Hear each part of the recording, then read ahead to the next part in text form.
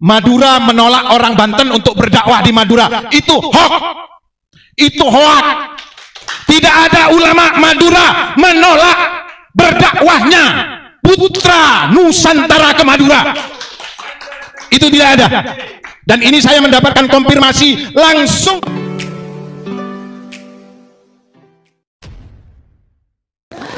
Assalamualaikum warahmatullahi wabarakatuh. Jumpa lagi dengan saya di channel Gagasan Progres 9, sahabat sebangsa dan saudaranya di mana saja Anda berada.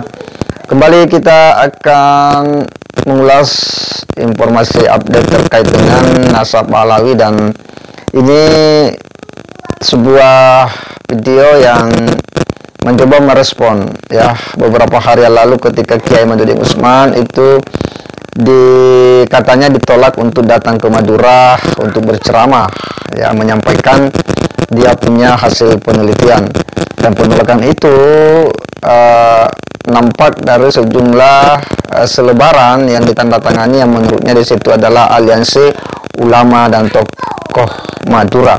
Hanya saja memang bahwa selebaran itu tidak bercap ya, tidak dicap atau distempel organisasi, hanya sejumlah tanda tangan.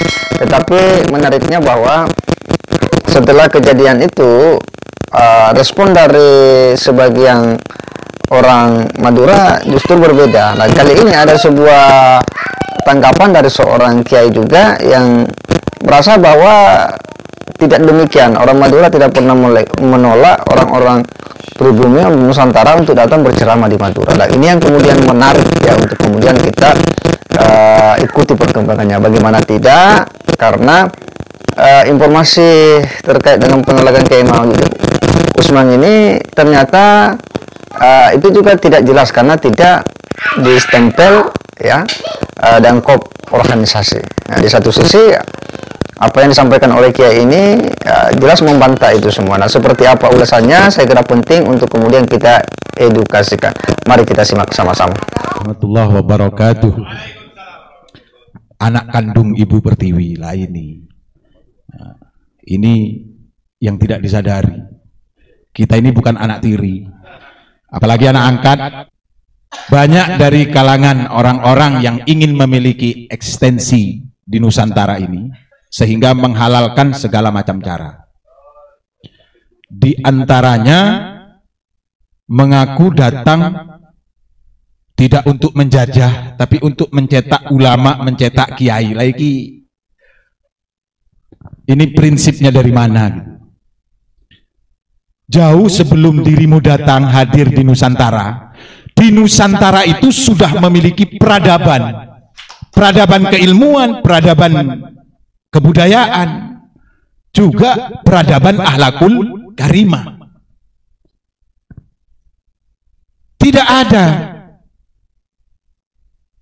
anak-anak dari Nusantara ini yang menjadi pecundang di negerinya sendiri, itu nggak ada. Ada berita hoax, ini yang dilemparkan, itu sudah viral sekali.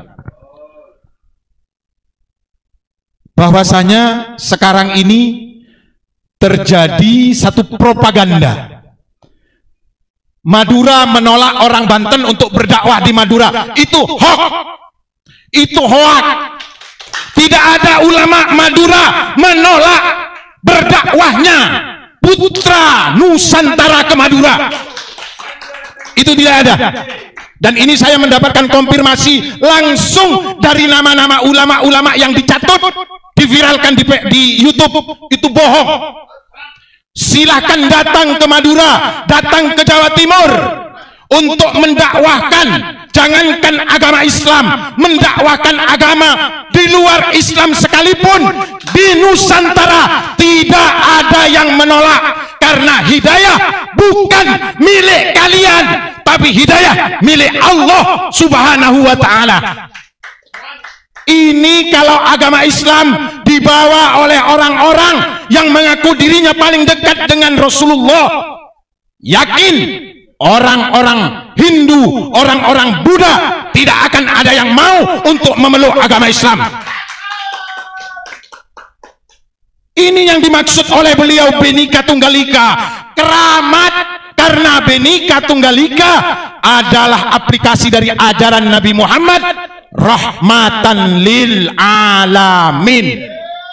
Islam bukan rahmatan lil muslimin, tapi Islam adalah rahmatan lil alamin. Ini yang perlu ditanamkan kepada jiwa-jiwa santri. Kita ini tidak akan hidup lama, sebentar hidup di alam dunia ini. Kalau menurut dari beliau Syekh Guru, kita ini hidupnya gantian. Apa yang gak gantian? Semuanya gantian, cuma hak guna pakai. Tapi kalau bukan hak miliknya, jangan dizinahi. Kalau bukan muhrimnya, jangan digauli. Kalau bukan haknya, jangan dimiliki. Sekarang ini apa yang tidak diakui? Bendera merah putih diakui, katanya leluhurnya yang menyarankan. Bendera merah putih, sebelum lu datang kemari, Majapahit sudah menggunakan merah putih. NU diakui. Lu kemana Syekh Nawawi? Adabnya itu kemana? Syekh Nawawi yang punya racikan ini, Syekhona Khalil. Apalagi yang tidak diakui? Masya Allah, Surabaya diakui.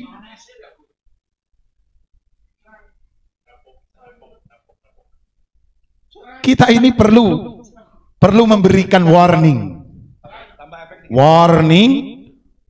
untuk keaslian dari Nusantara jangan diakui, supaya tidak kualat. Kalau kita mengakui milik orang lain, apakah kita tidak menyakiti? Sementara kita dididik oleh guru-guru, dididik oleh para alim ulama untuk berani mengatakan jujur. Masya Allah. Ini sekarang ini kalau ada penemuan ilmiah dianggapnya membenci. Tidak seperti itu. Dan mencerdaskan kehidupan bangsa Indonesia dilindungi oleh undang-undang. Selama tidak keluar dari koridor keilmuan, makanya Nabi Muhammad tidak pernah mempresentasikan, tidak pernah mengagulkan dari nasab. Makanya baginda Rasulullah Shallallahu Alaihi Wasallam memerintahkan kepada orang-orang yang beriman untuk belajar, untuk mencari ilmu, karena ilmu itu lebih tinggi derajatnya daripada nasab. Kalau nasab lebih tinggi, tentunya yang diperintahkan adalah punya anak, kawin lagi, punya anak, kawin lagi, punya anak, terus produksi anak. Tapi sekarang bukti, ini adalah bukti kalau ilmu itu lebih tinggi. Peradaban di Indonesia, pondok-pondok pesantren berdiri, berkembang, bahkan tumbuh di mana-mana. Ini menunjukkan kalau ilmu itu lebih tinggi daripada nasab. Apa yang tidak dikupas oleh Al-Quran? Ya ma'syaral jinni wal insi in istata'tum an tanfudhu min aqtaris samawati wal ardi fangfudhu. Allah nantang kepada jin dan manusia. Kalau engkau ingin menguasai, kalau engkau ingin menjelajahi langit dan bumiku, fangfudhu, kata Allah, jelajahi. La tangfudhuna illa bisultan. Loh, kalimat di belakang ini, kalau engkau tidak memiliki kekuasaan, artinya kekuasaan dalam ilmu pengetahuan, jangan harap kau bisa menjelajahi langit dan bumiku. Makanya beliau mah santai-santai saja ketika ada orang yang tidak percaya kalau Abuya Ghufran bisa berbicara dengan malaikat. Ada ilmunya, Lur. Ada ilmunya, Lur. Ilmunya ini yang perlu kita perdalam. Kalau ilmunya sudah dikuasai, fa insya Allah, Allah itu maha obral. Dari keilmuan akan mendatangkan kefadilahan, dari keilmuan akan mendatangkan karomah. Semoga petunjuk hidayah Allah Subhanahu wa Ta'ala diberikan kepada kita semuanya, dan kita selaku insan yang senantiasa bangga dengan segala dosa, diberikan pengampunan oleh Allah Subhanahu wa taala melalui riyadhah dari para guru-guru kita semuanya. Amin. Amin ya rabbal alamin. Wallahul muwaffiq ila aqwamit thariq. Assalamualaikum warahmatullahi wabarakatuh.